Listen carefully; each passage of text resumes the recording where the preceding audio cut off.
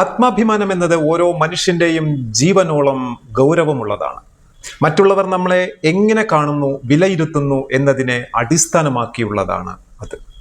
സ്വന്തം വീടിന് മുന്നിൽ പതിക്കുന്ന സ്റ്റിക്കർ ഉണ്ടാക്കുന്ന അപമാനം ഒരുപക്ഷെ ആ അവസ്ഥ അനുഭവിക്കേണ്ടാത്തവർക്ക് മനസ്സിലായി എന്ന് വരില്ല. യൂണിയൻ സർക്കാരിന്റെ നക്കാപ്പിച്ച ഫണ്ട് ലഭിക്കണമെങ്കിൽ ദരിദ്രരായ മനുഷ്യരുടെ അന്തസ്സിനും അവരുടെ സ്വകാര്യതയ്ക്കും കുടുംബ ജീവിതത്തിനും മുകളിൽ കേന്ദ്രത്തിന്റെ ഔദാര്യമെന്ന പരസ്യം പതിക്കണമെങ്കിൽ ഇക്കേരളത്തിൽ അത് നടപ്പില്ല. എന്നാൽ കേരളം ഭരിക്കുന്ന പുതിയ UDF സർക്കാരിന്റെ തദ്ദേശ സ്വയംഭരണ വകുപ്പ് മന്ത്രി KM ഷാജി ഈ ചാപ്പക്കുത്തുന്നതിൽ ഒരു കുഴപ്പവുമില്ല എന്ന്, മറിച്ച് അന്തസ്സാണെന്നും പറയാതെ പറയുകയാണ്. അതിന്റെ പേരിൽ കേന്ദ്രത്തോട് ഒരു പരാതിയുമില്ലെന്ന് ഉറപ്പിച്ചു പറയുന്നു.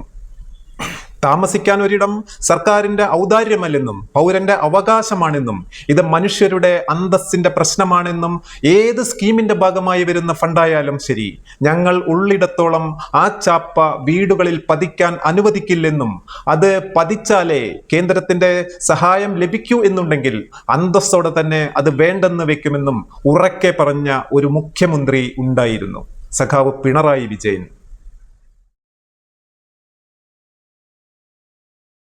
LDF സർക്കാർ നിർമ്മിച്ചു പോയ വീടുകളുടെ കട്ടിളപ്പടിയിൽ പോലും ഒരു പേന കൊണ്ടുപോലും ഒന്നും രേഖപ്പെടുത്തിയിട്ടില്ല എന്നുകൂടി ഓർത്തു വെക്കണം.